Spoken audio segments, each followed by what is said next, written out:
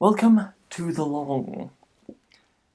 This will be a more definitive guide to making trousers than my previous efforts, benefiting from much more experience and understanding on my part, but still based on the same things we've used previously. I want to keep this thorough but accessible, therefore I'm just going to leave out some things that I've learnt since first learning trousers, so that it isn't too much at once. Those will come later. There's my trouser accoutrements video, so I'm not going to go too deep into what you need, but the basic rundown: band rail canvas, hook, bar, buckles for side tabs should you desire them, silicea about half a metre, a small amount of linen, Holland linen, fusing, a few 2 cm by 2 cm squares, lining about half a metre again, a zip and a button. I'm going to assume from now that your lining isn't polyester or nylon and can take a hot cotton setting, and I won't stop to remind you of that again. This is one of two videos, basically the same except that one is more an extended cut. Occasionally I can't decide on whether to cut something or let it play out, so I haven't decided, I've just chosen both.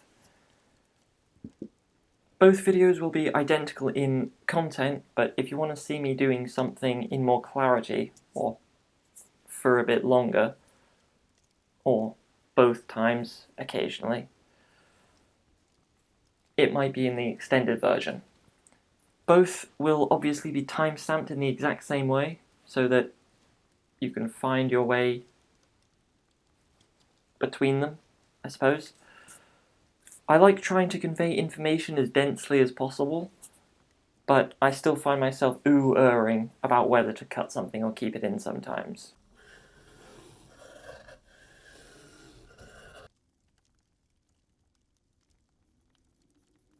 You need to start by making sure that your fabric is okay, and that you have enough. I rolled my fabric out, selvage towards me, and laid my front and back pattern onto it. Check the right side, which is neatly preserved on the inside. Make sure that no threads are pulled anywhere, stains I guess also. And the last thing is to make sure that the selvage is lined up, at which point it's important to iron the fabric. Thoroughly steam it in order to pre-shrink it so that your trouser will be actual size. Laying the patterns you made onto the fabric, you should be aware whether the pattern goes one way, so whether the pattern has an upside down, and by extension, should you not have enough space to line the patterns up. As is, you could flip them horizontally and you'll get the same two patterns that you wouldn't get if you flip them vertically. Run your hand up and down the fabric because it might have a pile which manifests in being smooth one way and rougher the other.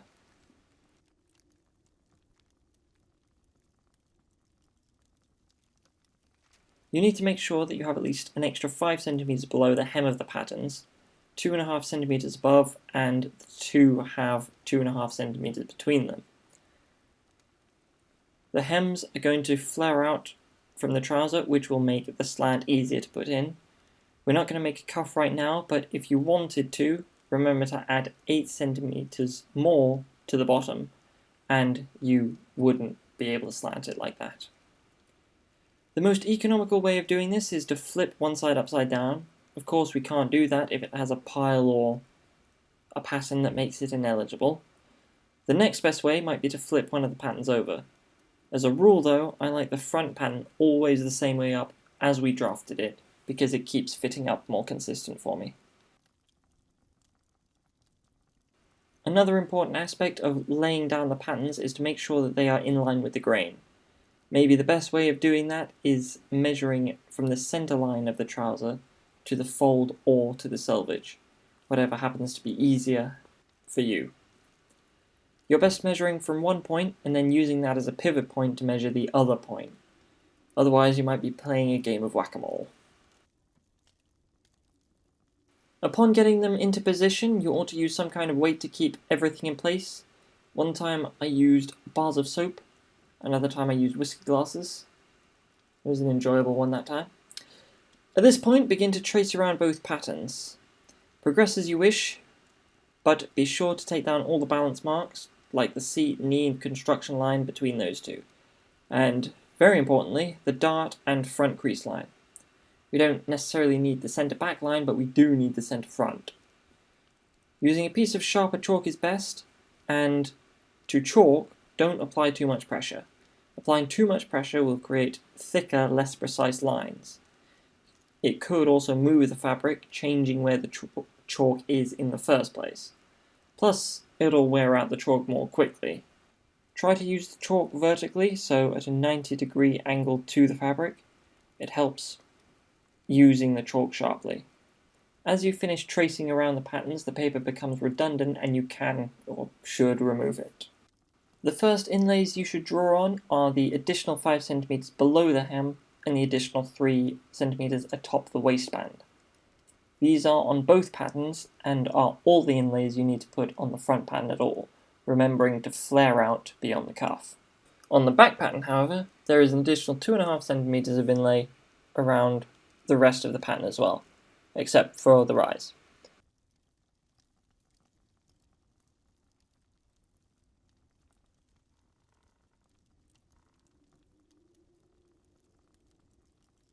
On the rise, at the top of the back pattern, extend the waistband by 3 cm, and that will taper in as it goes down towards the curve. To determine the fly bearer fork notch, make a right angle at the forepart curve from the fly line and the crotch, and carry on the straight line of the centre front down a bit. Mark 45 degrees from that onto the curve. About halfway between that and where the line is straight again is where you could put your notch. For ladies, it might be better at the bottom of the straight, for genitalic reasons of course. Lower than that for blokes, and in my experience the zip can be slightly more difficult to operate. It's at this point that you can draw on the trouser pocket. Unless you want a fitting, then that can come later. Should you want a straight pocket, you decide on a length and mark 1 cm at the top and bottom where you want the pocket, and then join those up. Should you want a slanted pocket, you need to decide on a slant. I suggest marking the seam allowances under the inlay and around the appropriate points on the side seam. I'm starting the slant 5 cm from my side seam, which will be 6 cm from the edge of the fabric. Then I decide on the length of my pocket, usually 18 cm, but with 3 cm of non-pocket above it. So from the point we marked below the inlay, find where 21 cm meets the side seam, not the edge, the side seam. This will be our bottom notch, while the 3 cm point is our top notch. You may want to replace the weights at this point as you cut the pieces out, and as the fabric is cut loose from patterns, be sure to mark the grain onto them. We're going to use those bits to cut out the other little bits we need from the same fabric. As we're cutting, keep your hand next to where we're cutting to keep the two layers the same size. If you have an island worktop, that's way better because you can move around the table as you cut. Otherwise, we're stuck contorting ourselves to cut everything out.